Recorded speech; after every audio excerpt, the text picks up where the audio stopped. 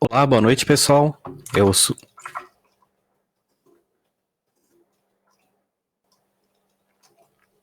Olá, boa noite, pessoal. Minha câmera tá aparecendo ou não? Problemas técnicos.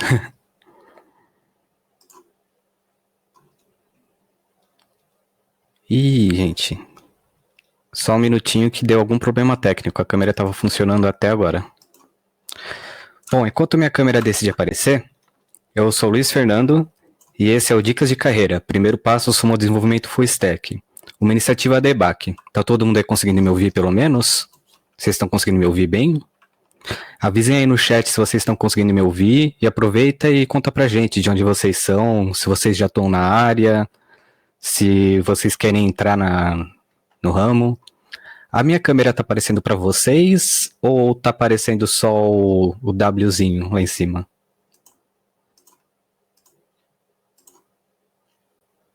Só ouvindo? Vamos ver.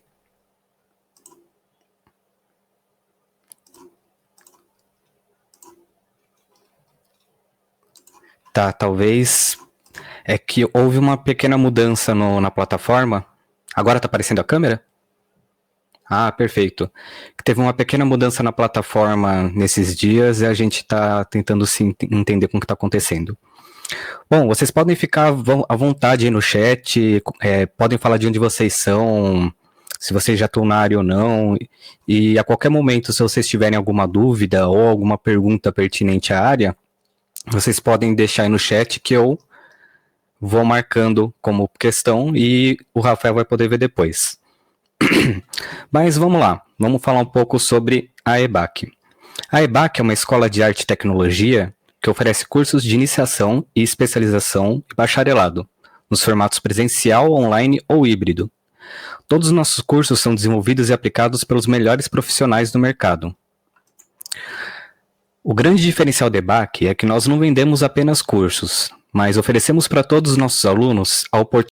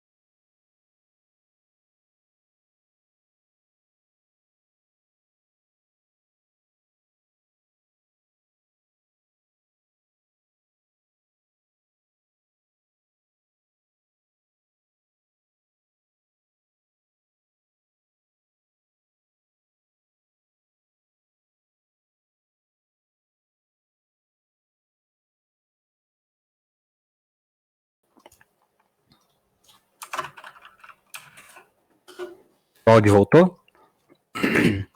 Ah, sim. Então, desculpa, gente. Vamos voltar aqui.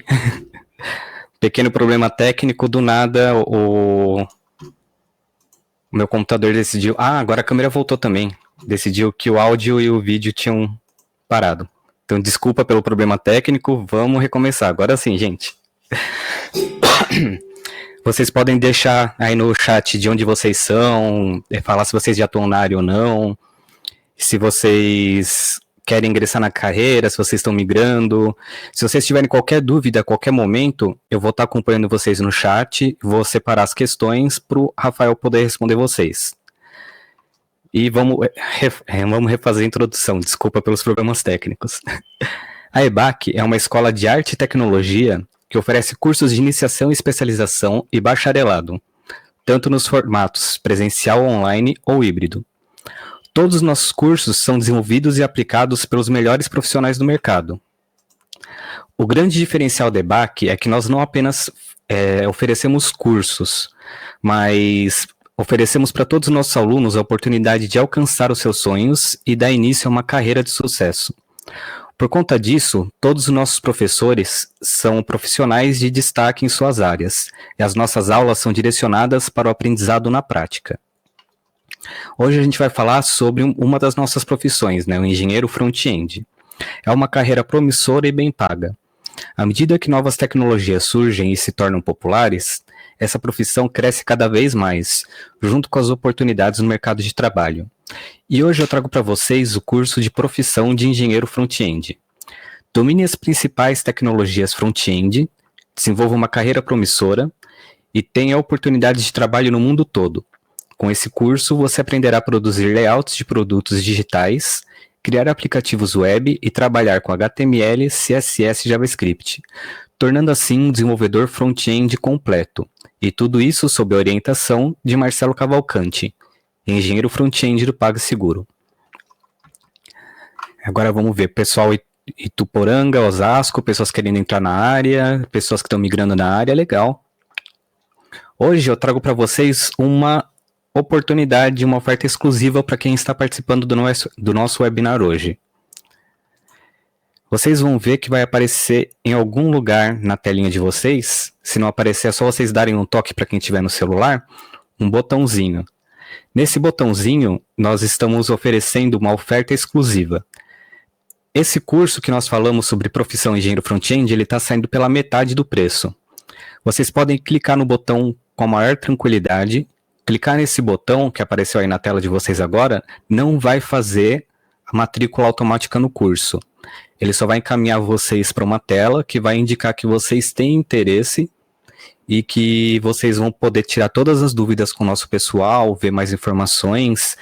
Inclusive, para quem estiver mais curioso sobre o curso, eu vou colocar aqui no chat um linkzinho, que é onde tem maiores informações sobre o nosso curso, né, sobre esse curso que a gente está com um desconto hoje.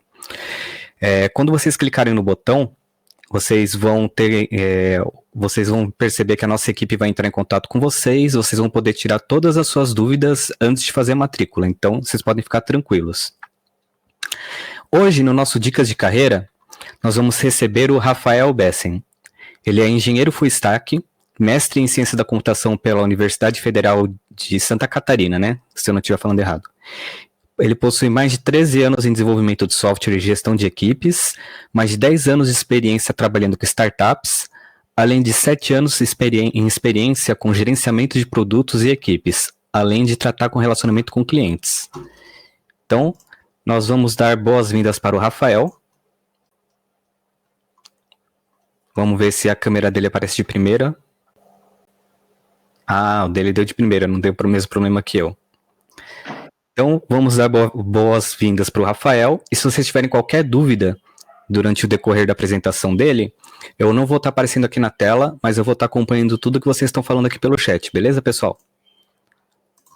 Então, agora vamos passar a palavra para o Rafael, para ele compartilhar um pouco da experiência dele com o trabalho na carreira e tirar todas as dúvidas que vocês possam ter a respeito da área também. Ou que tiver alcance dele para responder, né? A gente trabalha na área faz tempo, mas a gente não sabe 100% das coisas. Vamos lá. Boa noite. Boa noite, pessoal. A ideia é ser mais um bate-papo, uma conversa. Qualquer pergunta que vocês tiverem, vocês podem mandar no chat, eu vou respondendo. Mas, então, como ele falou, eu trabalho aí, na verdade, um pouco mais de 15 anos como desenvolvedor de software.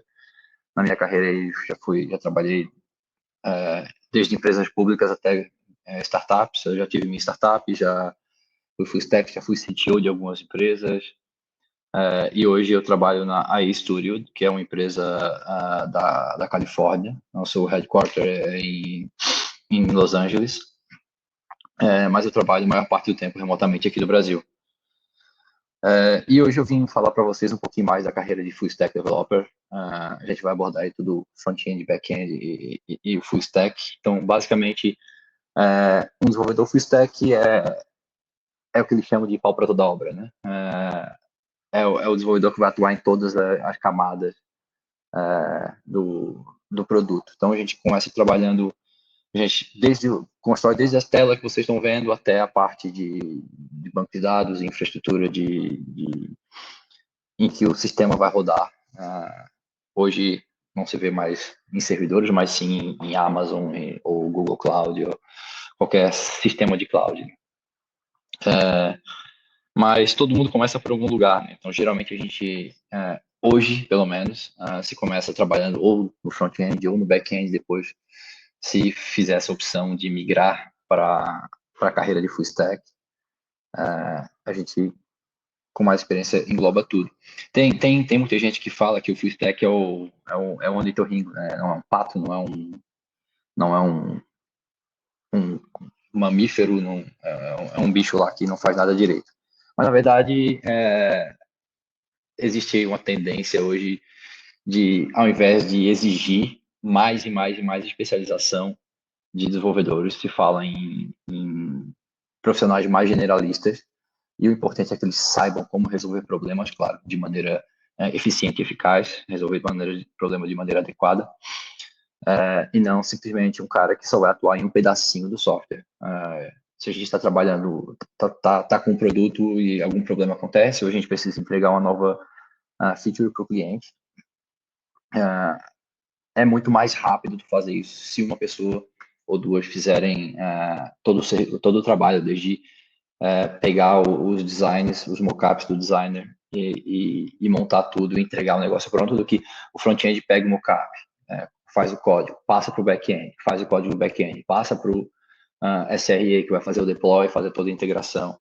Enfim, o processo fica muito mais longo se a gente tiver vários especialistas trabalhando em cada parte do sistema. Então, quando a gente tem um full stack, a gente consegue acelerar isso. Aí na parte que se puxa muito de eu prefiro me especializar numa tecnologia, eu quero trabalhar só no front-end, eu quero trabalhar só no back-end. A verdade é que hoje, digamos que na grande maioria dos trabalhos de desenvolvimento, pelo menos 75% do trabalho é front-end, eu acredito. A grande parte, o grande volume de trabalho está no front-end. Os frameworks de back-end já fazem boa parte do trabalho. A gente raramente vai fazer uma consulta SQL, que é fazer a consulta no banco de dados manualmente. A gente vai usar ferramentas de ORM. Para fazer uma API, a gente vai usar muitas vezes GraphQL, que é uma tecnologia hoje para facilitar toda a integração de front-end e back-end, facilitar consultas de trazer dados de banco de dados. Pessoal, estou sendo um pouquinho técnico, não sei o nível do pessoal, vi que muita gente está migrando para a área. Então, se vocês acharem que eu estou indo muito fundo em frameworks ou coisas técnicas, por favor, me digam. Eu posso direcionar melhor as coisas que eu vou dizendo. Mas, enfim, como eu estava dizendo, grande parte do trabalho está no front-end, a maior parte. Então, digamos aí que hoje um desenvolvedor, mesmo que full stack, ele passa 75% do tempo, pelo menos, no front-end.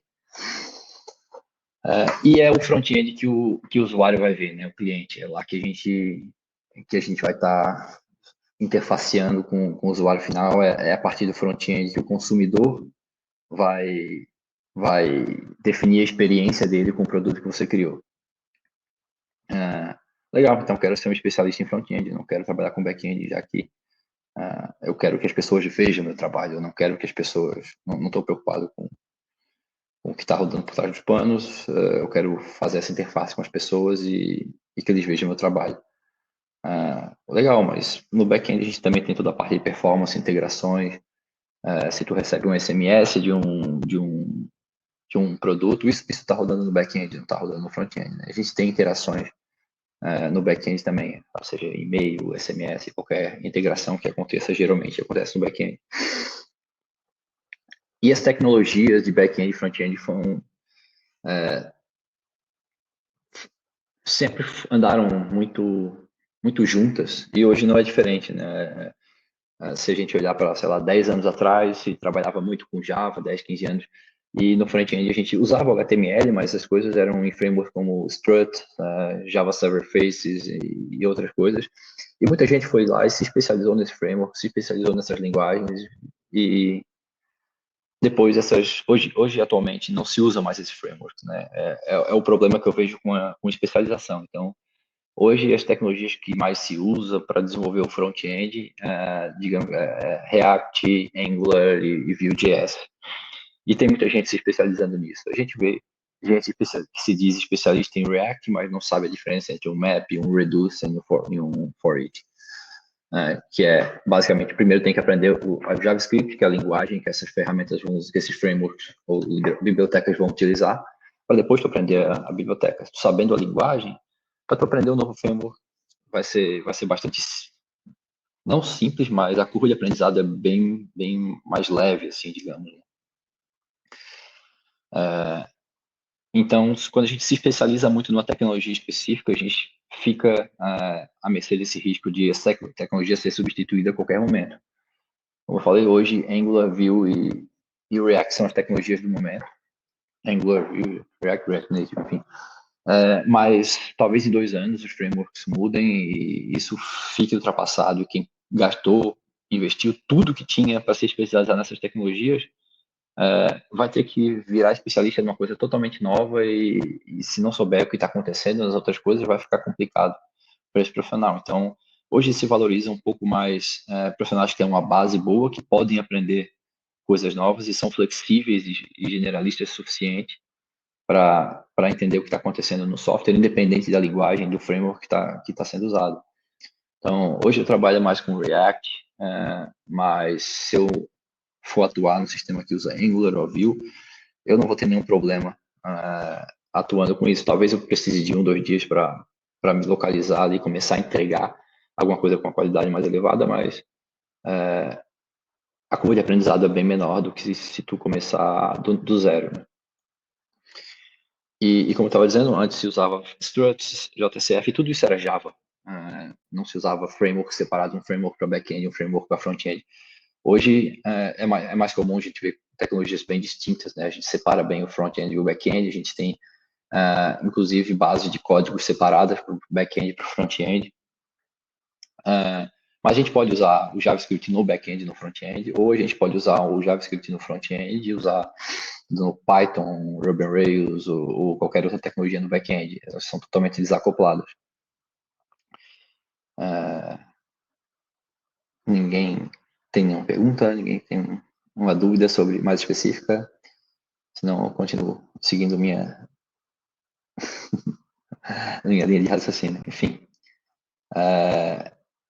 Então, hoje, o que eu posso dizer, back-end é o cara que trabalha, que é a parte do software que a gente não faz interface diretamente, onde geralmente as regras e a lógica do negócio acontecem, onde os dados são armazenados. Isso vai rodar num servidor, não num servidor físico local da empresa, mas na nuvem, como a gente costuma dizer. E o front-end é basicamente o que roda no browser do consumidor, que está vendo no teu browser, né? Que a gente está vendo aqui hoje nesse webinar, basicamente essa é uma interface de um front-end, que é onde a gente vai interagir, tem esses botõezinhos bonitinhos, o designer cuidou das animações, para o front-end poder implementar. Mas tem toda uma infraestrutura por trás para fazer isso acontecer. Então, basicamente, é essa diferença entre front-end e back-end. A gente por que chama de front-end? Porque o front-end é a camada de cima onde roda no browser, ela não roda no servidor. O back-end roda no servidor. E essa comunicação acontece através da internet. Então, todos os dados que vocês veem na tela de vocês, eles vêm do back-end, estão vindo de algum lugar. Pode ser aqui, pode ser em qualquer país, não importa muito. E o front-end, que é o que vocês veem de fato no browser, o desenho das coisas, ele roda no browser. O browser roda isso. Todos os browsers rodam JavaScript, que é a linguagem usada no front-end. A gente tem algumas outras linguagens para front-end. Por exemplo, a gente tem Unity, que é uma linguagem usada especificamente para fazer jogos ou animações 3D, que ela não vai rodar no browser, ela vai ter um cliente específico para rodar aquilo. Assim como vocês abrem um joguinho no celular, está rodando provavelmente Unity ou WebGL ou alguma tecnologia diferente ali. Ou a gente tem Swift, que é usado para desenvolver aplicativos nativos para iPhone. A gente tem Kotlin, que é usado para desenvolver aplicativos nativos para Android. Então, tem outras linguagens de front-end, mas elas não rodam no browser. Hoje, nós podemos dizer que a vastamente mais utilizada é JavaScript. Então, para quem quer seguir uma carreira mais de front-end, trabalhar com algo mais visual, eu diria a primeira coisa que você tem que fazer é aprender JavaScript. Junto com HTML e CSS. HTML basicamente é marcação, e CSS é o que dá as corzinhas, né? Para quem quer começar, quem quer ser full stack,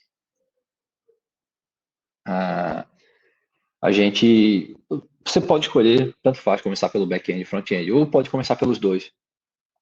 Você pode simplesmente aprender JavaScript e aplicar o JavaScript no front-end e no back-end. Por exemplo, com Node e com React. Então, desculpa, às vezes sai uma palavra em inglês aí, porque trabalho o dia todo em inglês, às vezes só escapa. Mas, então, eu diria, se você quer começar sendo full stack, eu recomendaria aprendendo JavaScript, que é a linguagem que você vai conseguir aplicar no front e no back-end. Então, você não tem que aprender duas tecnologias separadas para começar. E algo mais visual, basicamente é tudo que tu vê na tua tela. Tu tá vendo esse vídeo, esse frame, que tá a minha câmera passando, tu tá vendo esses botões aqui embaixo, eles ficam se movendo, esse chat que tu tá enxergando. Então, tudo isso seria algo mais visual, né? Então, basicamente, o designer vai te entregar uma foto disso e tu vai tornar isso uma coisa real. É mais ou menos, não exatamente isso, mas um arquiteto vai lá, entrega o desenho da decoração do teu apartamento e vai lá, a empresa, a construtora, e vai fazer aquilo acontecer para que tu possa entrar no apartamento e ver aquilo realizado. Back-end e front-end são sistemas para desenvolver plataforma. Não, back-end digamos que um sistema, uma plataforma tem camadas, né? O front-end é a camada que você vê, é o que está vendo aqui no seu browser. Então, ele não é um sistema, ele é basicamente uma camada, assim como, como é que eu posso explicar isso? Fazendo alguma analogia. Eu não sei, você está na tua cama, digamos que o lençol e o colchão são o teu back-end, teu cobertor é o teu front-end, talvez. Fazer uma invasão rapidinha para ajudar com a analogia. Enquanto o Rafael está conversando com vocês, vocês estão vendo a explicação dele e ele está transmitindo o conhecimento dele. Opa, tá sem som? Você está me ouvindo, Rafael? Tô ouvindo. Tá. Eu só vou escrever então aqui.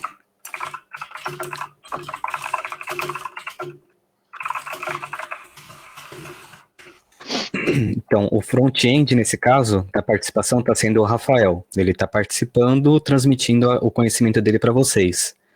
Enquanto isso, eu estou aqui escondidinho nos bastidores, marcando as perguntas para ele responder. Então, pode-se dizer que, nesse caso, eu seria o back-end. Eu estou tratando todas as coisas que rodam por trás da aplicação, enquanto o Rafael está apresentando para vocês a solução final. É uma analogia que também daria para fazer.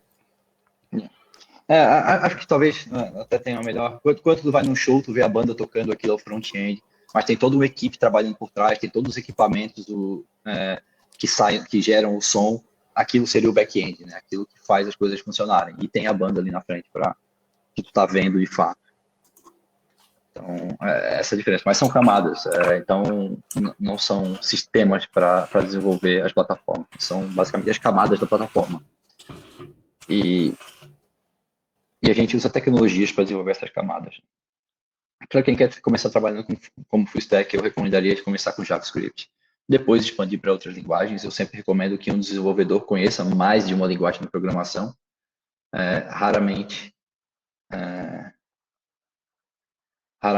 se vê um desenvolvedor sênior que só trabalhou com uma linguagem. A gente sempre acaba vendo pessoas que trabalharam com pelo menos 2 ou 3 linguagens de programação diferentes. E é bem interessante, assim, porque linguagens têm, apesar de elas serem similares, elas possuem as mesmas estruturas, elas têm algumas peculiaridades de cada uma, tem algumas estruturas diferentes, tem algumas sintaxes diferentes. Algumas linguagens são melhores para resolver determinado tipo de problema, outras linguagens são melhores para resolver outro determinado tipo de problema. Por exemplo, quando a gente vai falar em data science, provavelmente, se você quer ser um cientista de dados, eu diria para aprender Python primeiro, e não JavaScript, mas se você quer ser um desenvolvedor full stack, eu diria para começar com JavaScript. E o que mais?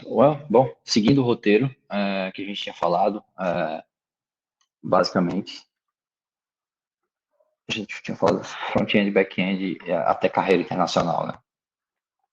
Então, normalmente é uma jornada, a gente, desenvolvedores hoje, atualmente, eu vejo muito mais gente começando pelo front-end e depois começando a fazer alguma coisa mais no back-end, visto que a gente tem mais trabalho no front-end de qualquer maneira, então, de alguma maneira, eles vão ter que fazer essa interface. Mas começando pelo front-end, aprendendo o básico, depois migrando para o front-end, fazendo todo o full stack, e posteriormente indo mais para a parte de infraestrutura e coisas desse tipo, de integrações. E dizer que full stack é melhor, front-end é melhor, back-end é melhor, depende do teu interesse, depende do que tu quer fazer. É muito uma escolha pessoal. Assim. Eu prefiro trabalhar como full stack, eu não me sinto bem trabalhando só uma parte do sistema, porque às vezes eu preciso do problema resolvido no momento e eu prefiro ir lá e resolver eu mesmo, resolver tudo, do que ficar, resolver uma parte e esperar que outra pessoa resolva outra parte. Mas também, se você olhar quando eu comecei minha carreira lá 15 anos atrás, não se ouvia falar em desenvolvedores front-end e back-end. Todo mundo era full stack, basicamente. Todo mundo fazia tudo. Já que era tudo, todos os frameworks eram meio integrados, assim. Então, tinha framework de visualização e framework de regra de negócio, mas basicamente todo mundo que eu conheço trabalhava como full stack. Full stack DevOps, não. Na verdade, DevOps, a empresa que diz que está contratando um DevOps, ela não sabe o que está falando, porque o DevOps não é uma posição, o DevOps é uma filosofia. Basicamente, o DevOps é uma filosofia que diz que um desenvolvedor precisa saber a parte, digamos, de operacional. O desenvolvedor que cria um software, ele precisa saber como colocar aquilo para rodar e as pessoas utilizarem. Então, quando a empresa fala que quer contratar um DevOps, eles estão, na verdade, querendo contratar provavelmente um SRE, que é um Site Reliability Engineer, que basicamente esse cara é especializado em criar infraestrutura para o software desenvolvido rodar. Então, normalmente empresas muito grandes, sei lá, vamos falar de Spotify, provavelmente eles têm uma equipe de SRE que cuida dessa parte de DevOps, porque apesar dos desenvolvedores poderem fazer isso, eles têm um nível de especialização muito grande, porque eles precisam ter, sei lá, 5.000 servidores rodando em paralelo. Então, mas são coisas, DevOps é basicamente uma filosofia que desenvolvedores seguem para ser capazes de atuar, de entregar aquilo que eles fizeram para o cliente, por exemplo, para os usuários.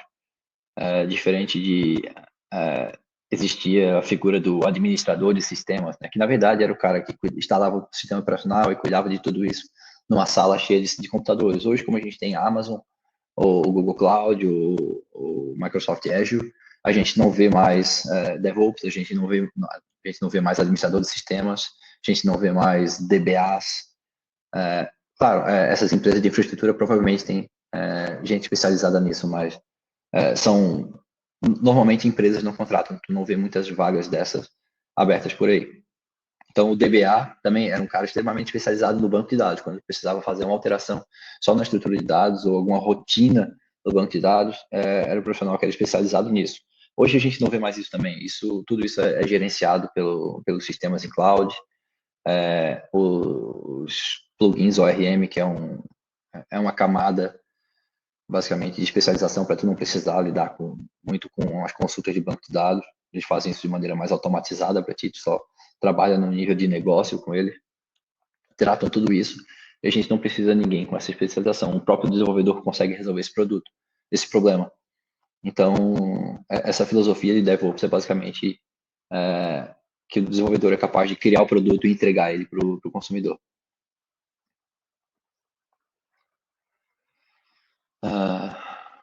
E normalmente os desenvolvedores full stack seguem essa filosofia de DevOps. Alguns desenvolvedores front-end também, de back-end mais comum, porque como o back-end aqui roda no servidor, é mais comum as pessoas que trabalham com back-end ter mais contato com essa parte de infraestrutura. O que mais que eu tenho aqui?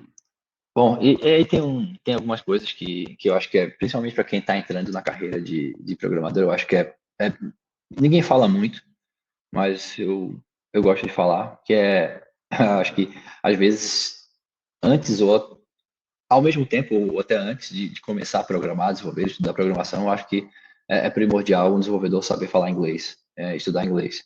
Todo o conteúdo que vai consumir de alta qualidade, ou até tirar dúvidas e resolver problemas de desenvolvimento, tu vai achar isso em sites como Stack Overflow ou outros sites, e tudo isso está em inglês. Tem algumas coisas em português? Tem, mas 5%, 2% do que tu acharia buscando em inglês. E além do fato de que só por falar inglês tu pode ganhar o dobro ou o triplo do que tu ganharia trabalhando no Brasil, né? Então, essa é uma outra coisa que geralmente quando as pessoas falam da carreira de, de programador, ninguém fala muito, né, em inglês, mas como foi falado ali, as próprias linguagens de programação são em inglês, né? Então, a gente usa todas as estruturas da linguagem são em inglês e tu pode simplesmente decorar a estrutura e replicar em vários lugares, mas se souber o que ela significa, fica muito mais fácil, né? Então, eu considero isso primordial.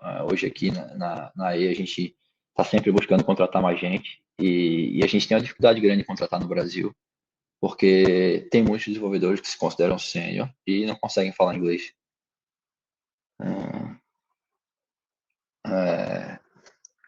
Isso enfim, é a diferença entre tu ganhar um salário de uma startup brasileira, que vai te pagar um salário aí de 4, 5, 7 mil reais, para uma startup americana que vai te pagar 2, 3 mil dólares. Ou seja, é muito mais do que tu ganharia trabalhando para o Brasil. Então, aí entrando já um pouquinho na carreira internacional, né? Acho que acontece com muita gente, a gente começa a crescer aqui no Brasil. E, por exemplo, antes de eu vir para a Estúdio, eu era CTO, fui CTO de duas empresas aqui no Brasil. Eu fui CTO da Geek Hunter e depois da Blue Ticket. E para começar minha carreira internacional, eu tive que dar um passo atrás e voltar a ser um desenvolvedor e trabalhar só com desenvolvimento e não mais com gerenciamento de pessoas. Claro, eu vim para E, eu trabalhei como desenvolvedor, mesmo dando um passo atrás, meu salário era melhor do que trabalhando para empresas brasileiras, muito melhor, no caso. E em pouco tempo eu voltei ao nível hierárquico que eu estava trabalhando no Brasil, né? Então, às vezes a gente pensa, eu vou ter que dar um passo atrás, não faz sentido, já estou aqui na minha carreira. Mas se tu tem a capacidade, tu já fez isso uma ou duas vezes no Brasil, não é diferente de fazer fora do Brasil. A gente pensa que os engenheiros que trabalham no Spotify, no Netflix, no Google, eles são os melhores profissionais do mundo, e não, a gente vê que não é bem assim quando a gente começa a trabalhar. Eu conheço muito mais gente no Brasil que tem um padrão de qualidade excelente do que fora do Brasil. Então, é por isso também que muitas empresas, tanto dos Estados Unidos quanto da Europa, têm vindo contratar no Brasil profissionais. Isso vai acontecer cada vez mais, tá?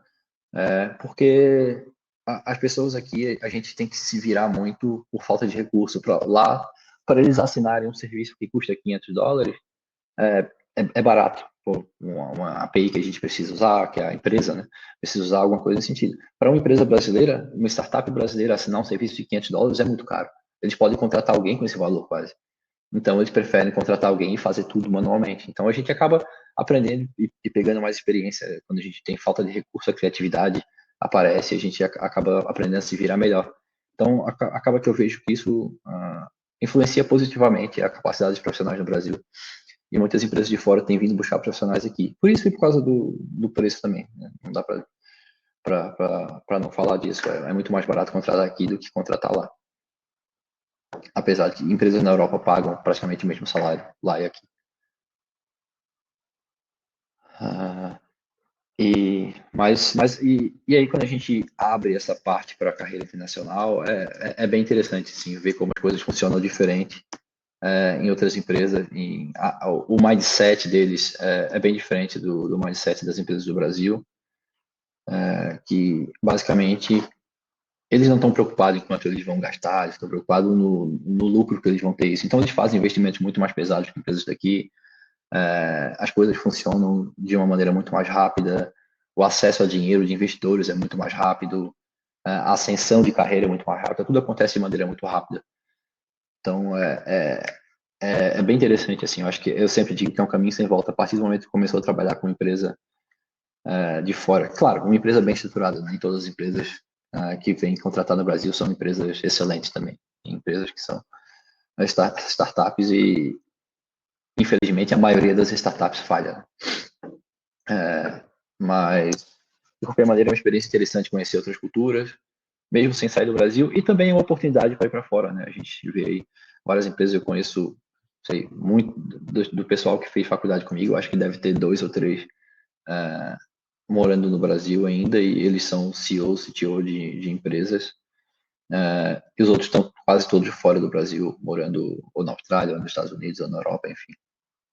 Porque as empresas vêm aqui e buscam esses profissionais. Tu pode trabalhar remotamente por um tempo e morar lá, ou tu pode ficar aqui, ou tu pode ir lá trabalhar lá um tempo e voltar para o Brasil e ficar trabalhando remotamente para eles, e fazendo dinheiro, ganhando em euros e gastando em reais, enfim. São as coisas que as pessoas podem fazer. Então, acaba abrindo um mundo de oportunidade quando a gente começa a trabalhar com empresas de fora do Brasil.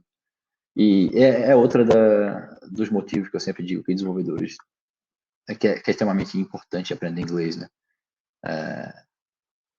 Pode ficar a vida toda trabalhando aqui no Brasil, trabalhando para startups brasileiras, tu pode, claro, em algum momento abrir tua empresa e ser extremamente bem sucedido, mas são raríssimos os casos, né? A gente fala, mas tem um monte de empresa bem sucedida, e tem, mas tem muito mais empresa do que falhou do que bem sucedida. Assim como tu pode ganhar milhões sendo jogador de futebol, mas a maioria não ganha, né? Então, eu diria que como objetivo de carreira, trabalhar para empresa, eu não diria trabalhar para empresas de fora do Brasil, porque esse movimento de empresas de fora vir contratar aqui e pagar um salário mais alto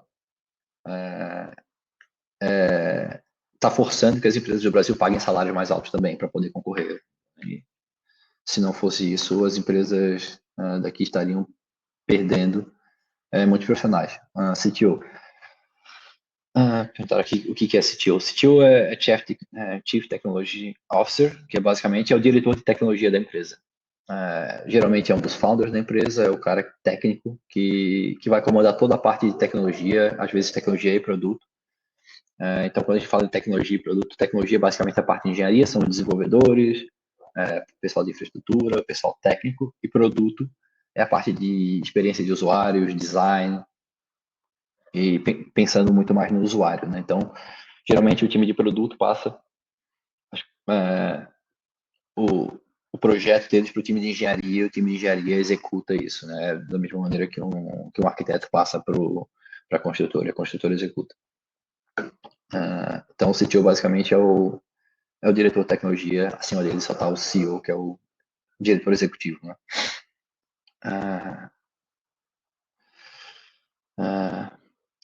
Bom, acho que é um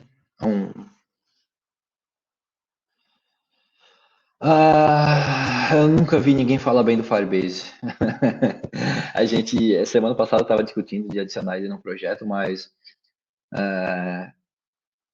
qualquer integração diferente que tu precise fazer com Firestack é muito complicado, é extremamente limitador. Se tu for fazer alguma coisa muito simples, preciso fazer um CRUD, só armazenar um dado lá, talvez ele faça sentido. Mas se tu quer fazer alguma coisa extremamente rápido, sei lá, usa Ruby on Rails, cria uma API lá e resolve o problema. E tem a flexibilidade para expandir depois. O Firebase acaba te limitando muito. E só para configurar ele com algum outro serviço, é possível, mas a quantidade de trabalho, a complexidade para tu entender o que está acontecendo não sei, no meu entendimento, não vale a pena.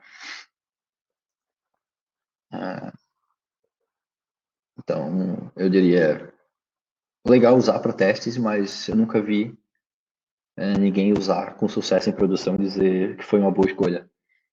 Geralmente as pessoas se arrependem ou até desistem no meio do caminho de usar Firebase.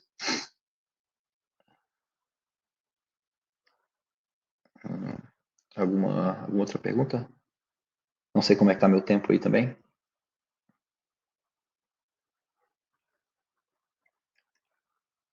Ok. Tá. Então, voltando aí a essa parte de carreira internacional. Então, como eu estava falando, esse movimento das empresas de fora do Brasil vir contratar o pessoal no Brasil e pagar salários muito mais altos por causa da moeda, né, para o pessoal do Brasil, está forçando as startups brasileiras a investir pesado em salários de profissionais, porque a escassez no mercado está cada vez maior. Enfim, se a cada 50 mil desenvolvedores que a gente forma, o mercado precisa de 300 mil. Então, a escassez só aumenta, os salários só vêm aumentando. Não vai levar muito tempo para desenvolvedores ganhar um salário maior do que salário de médicos, e de fato vários ganham. Então, não é absurdo pensar que uma empresa pode vir e te pagar 10 mil dólares por mês de salário para você trabalhar das 9 da manhã às 5 da tarde, sem precisar sair de casa. Isso já é uma realidade e vai ficar cada vez mais comum. Porque nos Estados Unidos eles precisariam pagar por um profissional sênior 17, 18 mil dólares por mês. Aqui eles estão pagando 10, estão pagando quase metade.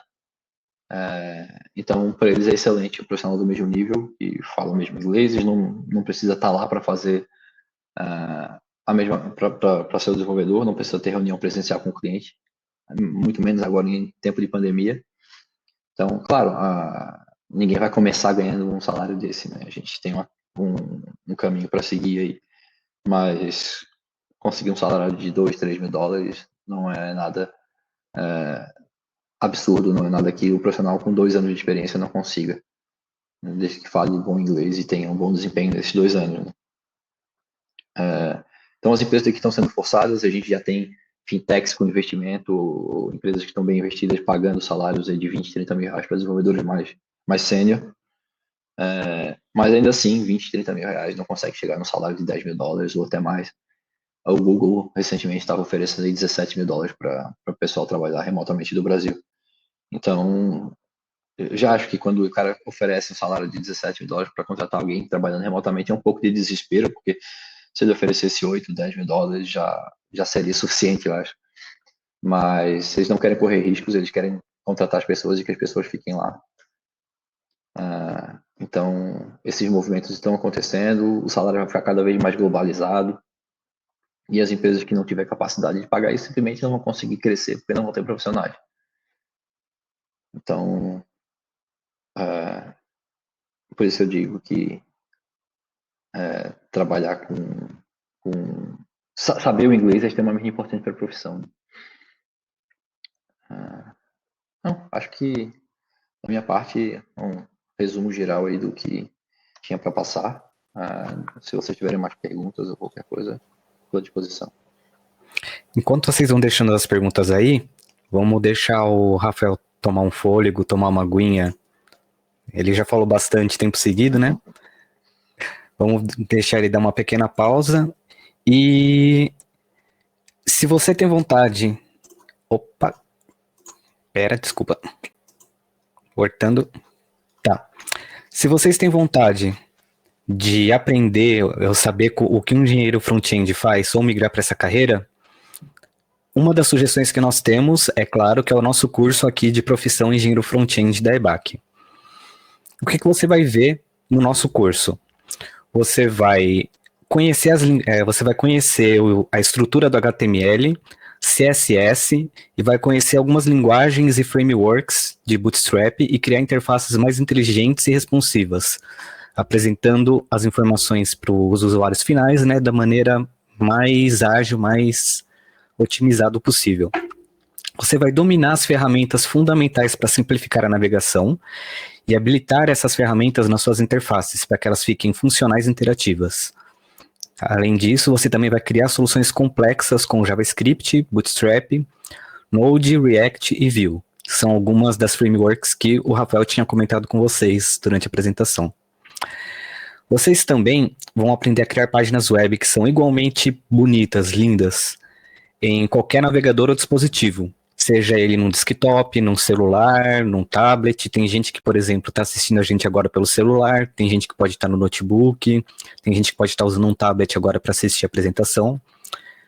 E você vai também utilizar as tecnologias mais recentes de integração de API e CEO. Também são coisas interessantes que o profissional full stack tem que mexer bastante.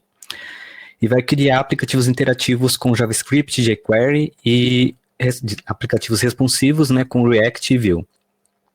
Além, é claro, de aprender a trabalhar com um sistema de controle de versões no Git e trocar de forma mais ágil, mais otimizada as informações, né, dividir a carga de trabalho, trabalhar em equipe, e é uma das ferramentas que pessoas que trabalham remotamente utilizam bastante. Então, aproveitem essa oportunidade especial, clique no botãozinho que está em destaque em algum lugar na tela de vocês. Se vocês não estiverem vendo botãozinho nenhum, passa o mouse em cima do vídeo, ou se vocês estiverem no celular, dá um toquezinho na tela que o botão deve aparecer. E relembrando, vocês podem ficar tranquilos que quando vocês clicarem nesse botão, vocês não estão fazendo a matrícula para o curso. Vocês estão apenas garantindo que vocês têm interesse nesse desconto, que para quem já clicou no botãozinho viu que tem um contador de tempo, e vocês vão ver que daqui a pouquinho esse desconto, essa oportunidade vai sair do ar. Como que funciona o curso TBAC? O curso ele é composto por videoaulas detalhadas e de fácil entendimento. Você vai desenvolver atividades práticas no ritmo que for mais adequado para vocês. Vocês vão receber, aí que está um dos nossos diferenciais, vocês vão receber feedbacks individualizados dos nossos tutores, para que vocês aprimorem ainda mais os seus trabalhos. Vocês também vão fazer alguns projetos para consolidar o seu conhecimento e enriquecer o seu portfólio, ou para quem ainda não tem, começar o seu próprio portfólio. E no final do curso, vocês vão receber o nosso certificado DBAC. E ainda tem mais.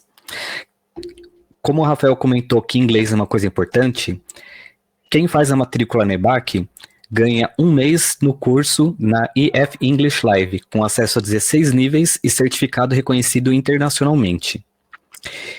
E, além de tudo isso, a gente ainda está com mais um bônus nesse curso de engenheiro front-end.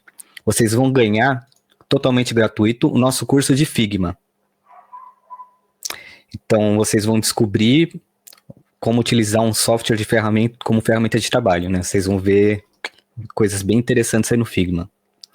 Então, não percam essa oportunidade. Para quem clicou, vocês vão ver que já tem um contadorzinho aí dizendo que daqui a algumas horas, ou eu não lembro exatamente quantas horas agora de cabeça, mas daqui a pouquinho, esse curso com esse 50% de desconto, ele não vai estar mais disponível. E é claro, se vocês tiverem qualquer dúvida com relação ao curso, vocês podem tirar as dúvidas, não apenas desse curso, mas de todos os nossos, né, com a equipe da EBAC, através do e-mail info@ebac, através de um dos números de telefone, ou através do nosso WhatsApp, que a EBAC também tem o atendimento via WhatsApp. Ou seja, a gente não deixa vocês na mão. Se vocês tiverem qualquer dúvida, a gente não quer que vocês façam uma matrícula no curso sem saber aquilo que vocês realmente querem fazer. Então, esse é um dos nossos diferenciais. A gente não está aqui só para vender um curso, a gente está aqui para ajudar vocês a alavancarem a sua carreira profissional.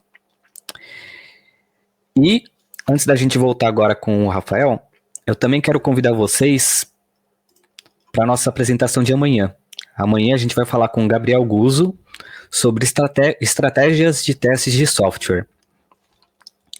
Vai ser, assim como o de hoje começou às 7 horas em ponto, esse também começa amanhã às 19 horas. Deixei até o link aqui no chat para quem estiver interessado. E é claro que tudo que a gente viu hoje, tudo que a gente conversou hoje, vai também estar disponível na nossa página do YouTube. Quando estiver chegando mais perto do fim da nossa conversa, eu coloco o link do nosso canal, mas vocês também conseguem, através da página da EBAC, vocês vão ver que tem lá a página de webinars. Além de conferir os próximos eventos que a gente vai ter, vocês também conseguem acompanhar todos os eventos anteriores. Então, vamos voltar agora com o Rafael. Se vocês tiverem mais algumas dúvidas, agora a gente vai ter uma parte mais um bate-papo para deixar as coisas mais suaves. Vamos voltar aqui, cadê? Vamos ver se o Rafael já está disponível para voltar.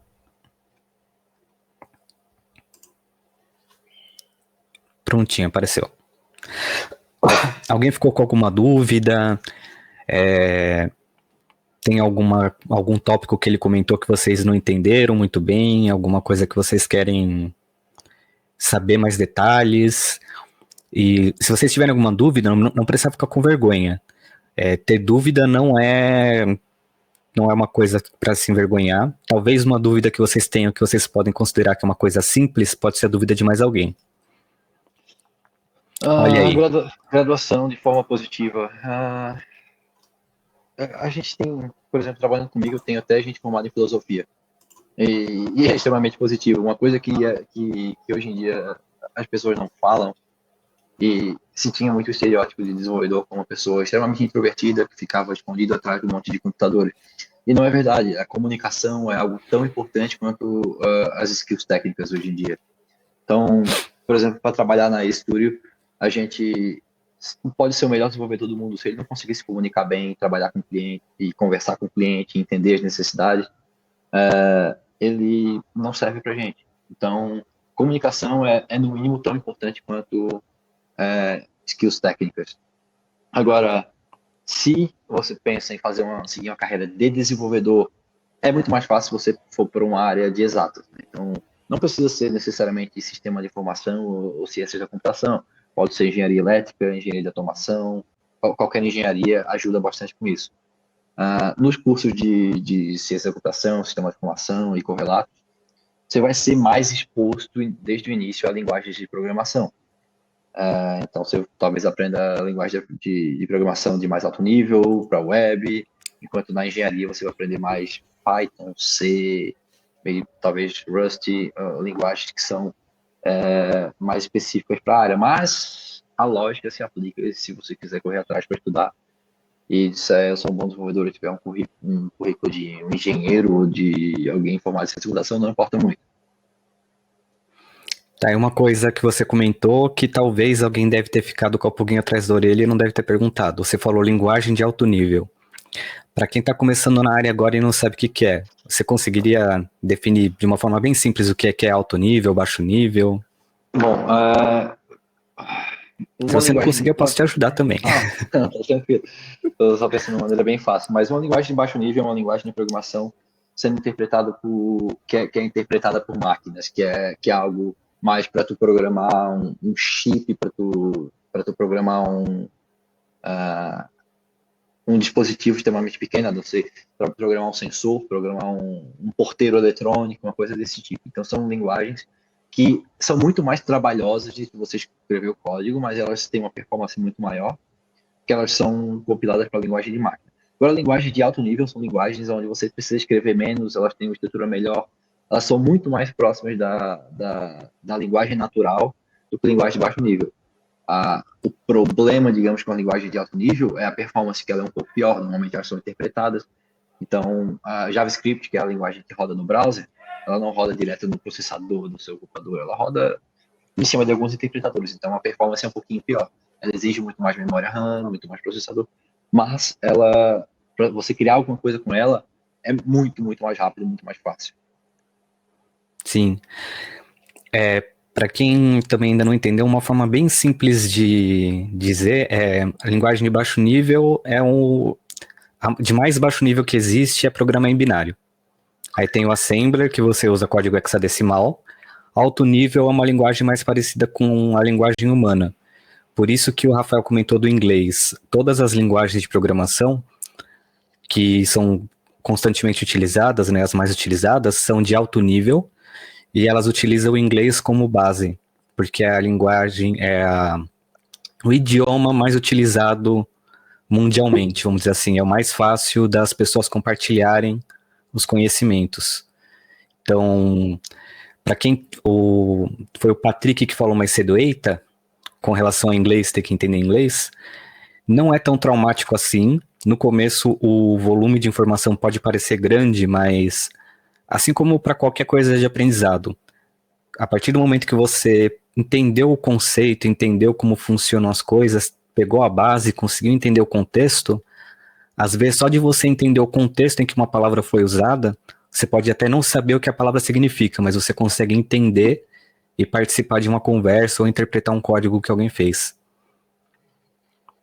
E para quem pensa em ser full stack, linguagens de baixo nível não são usadas para desenvolvimento web. Então, Sim.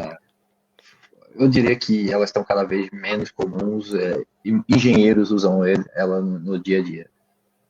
Engenheiros de software que focam em web, em linguagem de alto nível, em sistemas amigáveis ao usuário, trabalham sempre com linguagem de alto nível. Não sei se tem alguém aí no chat que tem uma pegada um pouco mais artística ao invés de programador.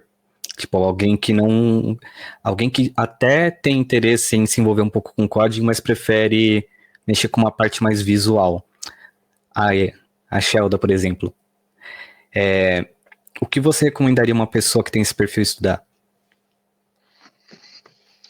Se quer ser um desenvolvedor, programação, né?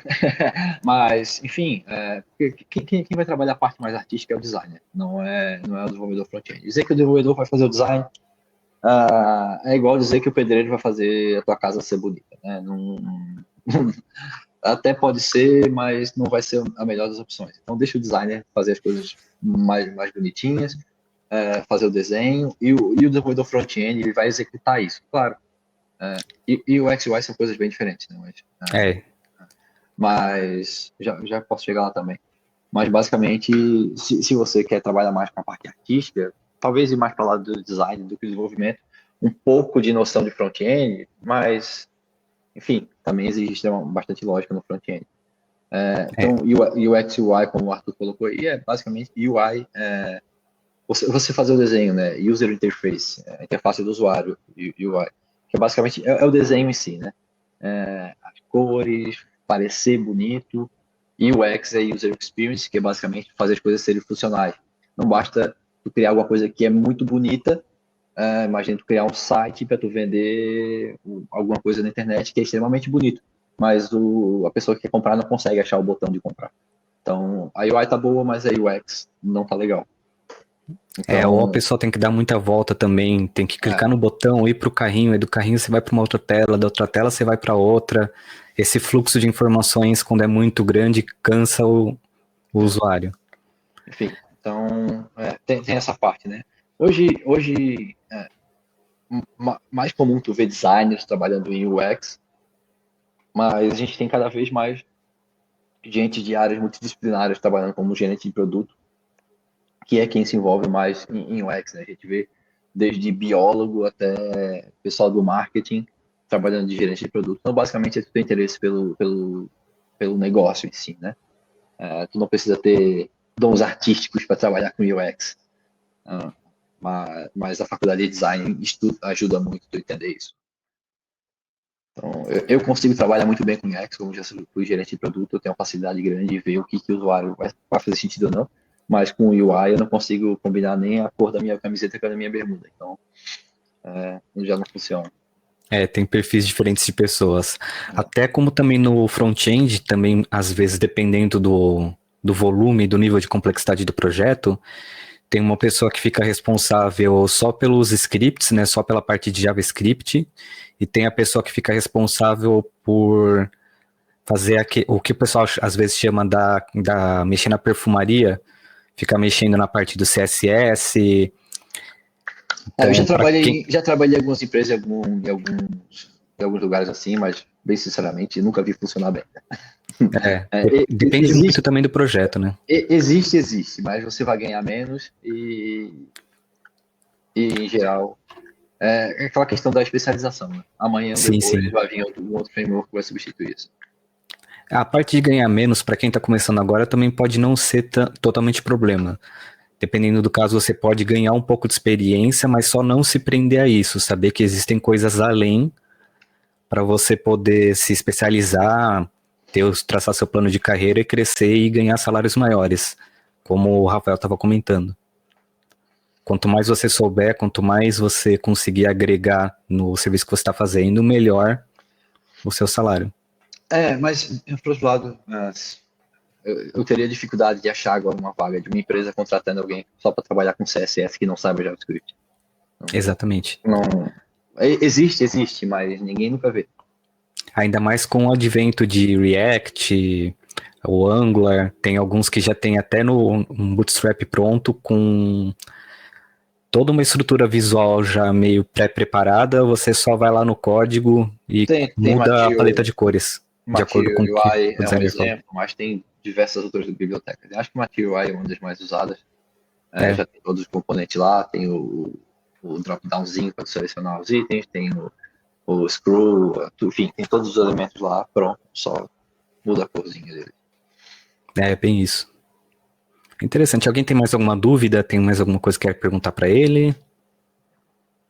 Ficou alguma coisa que vocês ainda não souberam? Não precisam ter vergonha se vocês não entenderam algo. É totalmente normal quando vocês estão tendo contato com algo novo. O que vocês podem considerar que é uma dúvida meio bobinha, não existe dúvida boba. Tudo claro? Perfeito. Então, você tem alguma consideração final, Rafael? Bom, acho que programação, tecnologia em geral é o futuro, né? Muitas das profissões que a gente vê hoje, elas vão ser extintas, talvez motorista de ônibus, motorista em geral, e assim como talvez contador, até mesmo advogado, são profissões que se não vão ser extintas, vai diminuir consideravelmente o número de candidatos. A gente teve ano passado, acho, ano retrasado, eles treinaram o Watson da IBM para analisar contratos num banco de Hong Kong, se eu não me engano. Em uma hora ele fez o trabalho, 3.600 horas de trabalho de advogado. Então, muitas profissões, elas tendem a virar operadores de tecnologia, e desenvolvimento e tecnologia vai na contramão disso, né? A gente só tem mais e mais e mais vagas no mercado para isso. E cada vez mais as empresas vão contratar mais gente, independente do nível de experiência, vão pagar melhores salários e tem quem diga, mas isso é uma bolha, uma hora vai ter que acabar. Olha, pode até ser, mas não vai acabar enquanto a gente viver. Sim. Bom, interessante isso. E aí vocês viram, né? Trabalhar na área de programação, de desenvolvimento, se atualizar para não ficar obsoleto. É exatamente isso, Sheldon. Só relembrando que eu tinha comentado mais cedo, todos os nossos eventos, todos, é claro, obviamente gratuitos online, vocês conseguem acompanhar nesse link que eu passei agora no chat, ebaconline.com.br/webinars. Aí vocês têm acesso a todos os eventos anteriores, assim como também no nosso canal do YouTube. Você quer compartilhar alguma coisa com a gente também, Rafael? Você tem algum blog? Só mais uma coisa ali sobre atualizar para não ficar obsoleto. Isso é uma coisa que a gente tem que ter em mente quando a gente vai para a tecnologia, né? Não existe esse negócio de, ok, agora eu já sei o suficiente. É para sempre. Se tu ficar 2 anos afastado, tu vai ter que aprender novos frameworks, tu vai ter que aprender novas maneiras de fazer as coisas. Então, sim, a gente vai ter que estudar muito para ser um desenvolvedor e se manter como bom desenvolvedor ou desenvolvedora no mercado. Perdão. É desafiador, mas ao mesmo tempo bastante recompensante. Assim, é sempre bom tu sentir que tu aprendeu uma coisa nova, tu entregou algo novo que tu não esperava, que tu nunca tinha visto, ou criou uma coisa inovadora. Então, sempre que tu finaliza esse desafio, tu aprendeu coisas novas, tu entregou, agregou alguma coisa nova para o mundo, digamos assim, e enfim, se superou mais uma vez. Né?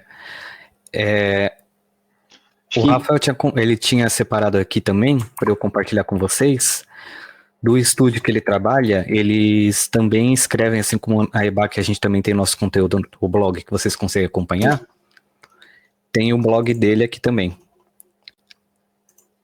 Eu já coloquei no link para vocês o blog deles, e também, para quem não conhece ainda, tem o blog da EBAC. Como o Rafael comentou, se manter atualizado é sempre importante. Se vocês tiverem alguns canais que vocês conseguem farmar, dar uma estudada em notícias sobre a tecnologia ou talvez dicas sobre algo relacionado à parte tecnológica, é sempre bom. Aí tá aqui as 2 sugestões, né? ae.studio, ae.studio/blog e o ebaconline.com.br/blog. Alguém tem mais alguma dúvida?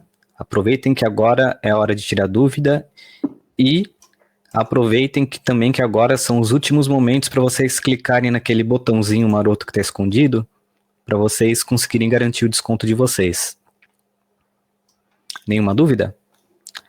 Perfeito.